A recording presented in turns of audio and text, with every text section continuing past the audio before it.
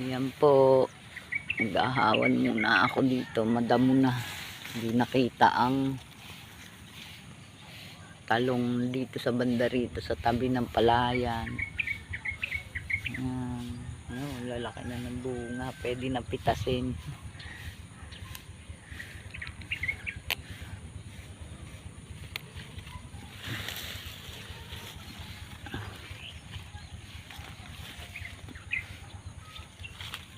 Natutunggro yung gulay, gawa ng hindi nadidilig.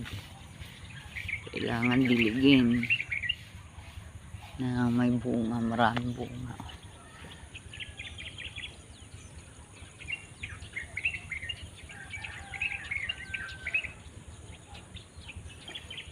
Hindi masuot ng grass cutter eh.